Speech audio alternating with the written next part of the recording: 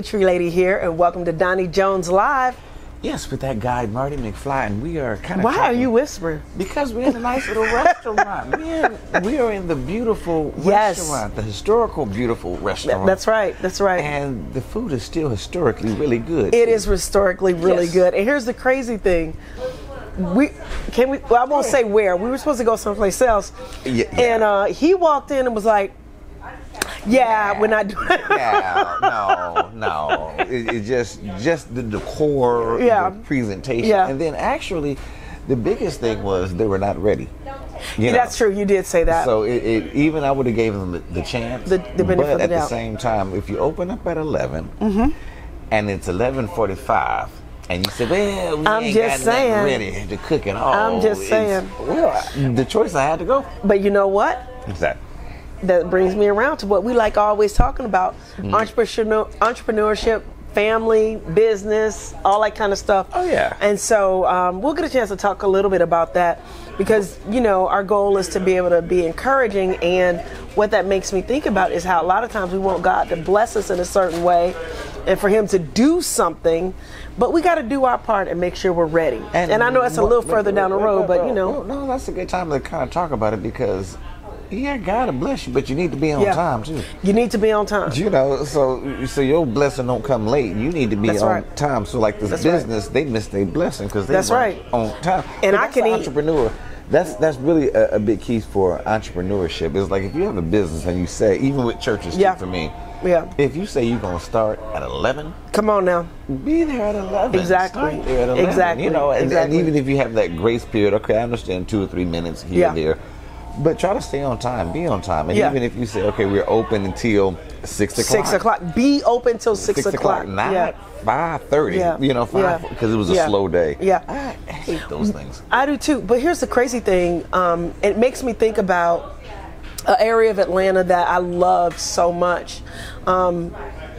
It's a downtown Stone Mountain area, but now it's coming back, and they've got some great businesses down there. Why are you gonna say you proud of it? They ain't gonna mumble. I am proud of it. Okay, love this area of Atlanta, downtown Stone Mountain. Love it, love it, love it. It's right outside of the main city. So if you come to Atlanta, check out Stone Mountain. It's where Stone Mountain Park is, and they've got some incredible businesses down there right now. But probably 10, 15 years ago, when they were first trying to revitalize that area, there were some businesses there that said they opened at a certain time. So let's say their opening time was 10 o'clock, and they were open from 10 to 8 or whatever the opening was. They had great food, right? And so I started going to this business and I started telling other people about this business. But what happened is, because they were starting and just trying to get going, if they had a slow day, they would close early or they would open late. And it was not consistent. And so I remember for the first few weeks of going there, I was like, oh my goodness. I used to go down there, get me a little something, and then I would go there again and the place would be closed. Right. And I was like, okay, well, let me try them for dinner because, they're good people. I want to support their business. And I go down there and they're like, oh, I'll take your order, but tonight we're closing early. And I'm like, why are you closing early? Oh, it's just because it's not that busy. You got to set yourself up for success by acting as if you already have the success that you want. Seriously.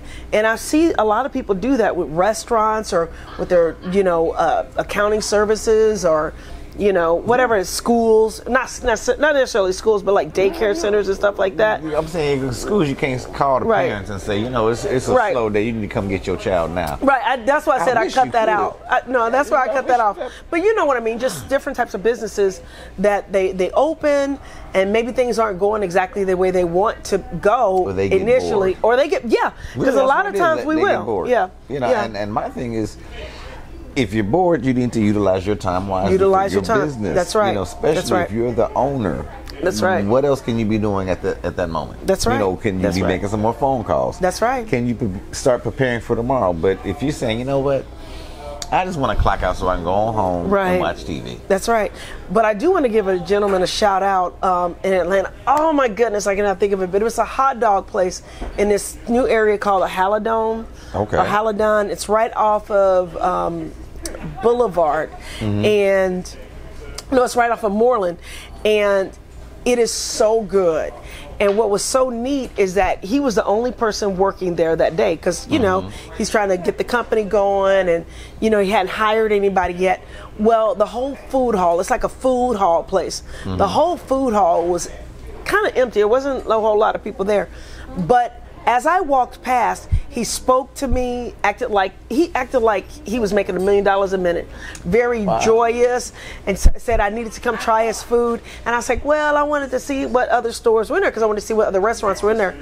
I went and looked at 2 or 3 other restaurants, and because it was so quiet in there, the other people at these restaurants were kind of like, hey, yeah, we're open.